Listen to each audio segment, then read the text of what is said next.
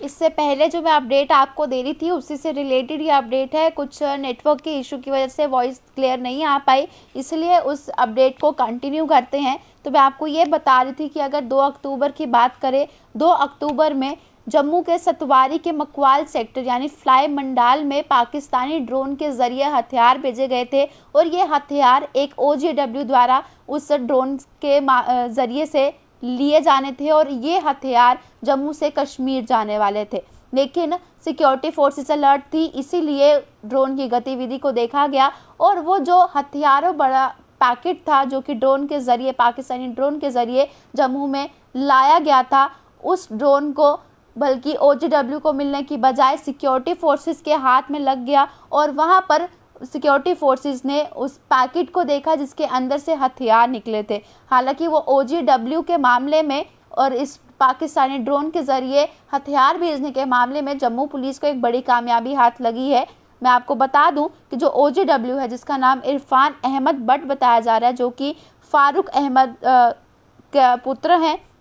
निवासी वेरीनग डिस्ट्रिक्ट अनंतनाग में रहने वाले हैं, वो हथियार लेने पहुंचे थे उस जगह पर जहां पर वो OGW की बातचीत हुई थी कि कहाँ वो ड्रोन के ज़रिए हथियार गिराए जाएंगे और कहाँ से वो उठाने हैं, कहाँ आगे लेकर जाने हैं और किसको देने हैं। ये बातचीत के लिए उस दिन वो जम्मू में ही मौजूद थे, लेकिन उनको इस जो OGW था उसके हाथ में ये पैकेट नहीं लग पाया। सिक्योरिटी फोर्सेस अलर्ट थी, इसे सिक्योरिटी फोर्सेस को ही पहले ये मिल गया था। मैंने आपको बताया कि उस OGW का नाम जो है वो इरफान अहमद बट बताया जा रहा है और ये भी बताया जा रहा है कि OGW इरफान अहमद जिस दिन हथियार गिराने थे उस दिन जम्मू में ही थे। जब सिक्योरिटी फोर्सेस को पता लगा कि पाकिस्तानी ड्रोन के ज़रिए हथियार भेजे जा रहे हैं तो सिक्योरिटी फोर्सेस अलर्ट हो गई। वहाँ पे हर एक व्यक्ति की मोबाइल चेकिंग हुई और कॉल डिटेल्स निकाली गई, जिसमें ये इरफान अहमद बट का मोबाइल भी था। इसकी कॉल डिटेल्स निकाली गई और पुलिस को इस पर शक हुआ, जिसके बाद ये इन्वेस्टिगेशन और आगे बढ़ाई गई और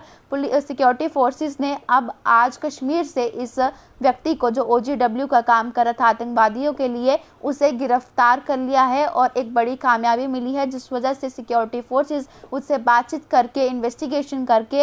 इस बात को निकाल सकते हैं कि क्या कुछ कहां पर हमला करने की नीतियां जो है वो आतंकवादियों की ओर से बनाई जा रही हैं। हालांकि जो पैकेट गिराया गया था, जो ड्रोन के ज़रिए हथियार आए थे, उन ड्रोन से फेंके गए हथियार में एक पीले रंग का पैकेट था जिसमें एक सिंथेटिक धागा भी बंधा हुआ था और उसके अंदर AK-47 3 मैगजीन, 30 राउंड और अमेरिका निर्मित टेलीस्कोप मिला था। उससे पहले भी आतंकवादियों ने कई बार ड्रोन के ज़रिए हथियार भेजने का प्रयास किया, उस पर भी थोड़ा गौर करते हैं कि 3 अगस्त को डिस्ट्रिक्ट सांबा बाबर नाले के पास से 2 पिस्टल्स, 5 मैगजीन और जिंदा कारतूस बरामद किया गया था। 27 जून को भारतीय वायुसेना के जम्मू एयरबेस पर ड्रोन से हमला भी किया गया था। 23 जुलाई को अखनूर डिवीजन के मुख्यालय से 1.5 किलोमीटर दूर यानी कि कानाचक के गुड़ापटन में ड्रोन मार गिराया था जिसमें हथियार थे। 20 जून को कठुआ BSF जवानों ने पाकिस्तानी ड्रोन को रथुआ के पास गांव पंजर में गिराया था और 30 सितंबर यानी कि मकवाल सेक्टर में ड्रोन से गिराए गए थे ये हथियार। और लगातार आतंकवादी ये प्रयास कर रहे हैं कि किसी न किसी तरीके से उनकी जो नीतियां हैं जम्मू कश्मीर में ये हमले करने की, उसे अंजाम दिया जाए, लेकिन सिक्योरिटी फोर्सेस इतनी सक्षम और इतनी अलर्ट है कि उनकी इन नीतियों को कहीं ना कहीं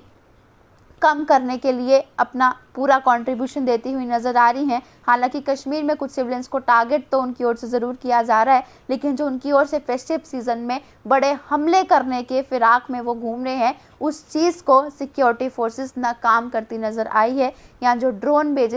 के ज़रिए हथियार भेजे जाते हैं या जो भी उनकी नीतियाँ रहती हैं, इसको सिक्योरिटी फोर्सेस लगातार नाकाम करती नज़र आई हैं और आगे भी ऐसे ही चलता रहेगा। उम्मीद है कि जल्द से जल्द इन आतंकवादियों का सफाया हमारे जम्मू कश्मीर के साथ साथ पूरे हिंदुस्तान से हो, ताकि हर कोई व्यक्ति यहाँ पे बिना किसी टेंशन, बिना किसी चिंता के रह पाए। फिलहाल अभी की अपडेट थी कि जम्मू पुलिस को एक बड़ी कामयाबी मिली है, जो कि एक OGW काम कर रहा था जम्मू में, जो ड्रोन के ज़रिए हथियार भेजे गए थे। वो हथियार लेने के लिए जाने वाला था, लेकिन सिक्योरिटी फोर्सेस पहले से अलर्ट थी, इसलिए वो हथियार उस तक नहीं पहुँच पाए और कश्मीर नहीं जा पाए। तो फिलहाल अभी ये अपडेट थी। अपनी राय कमेंट बॉक्स में रखना ना भूलिएगा और देखते रहिए बाहु एक्सप्रेस।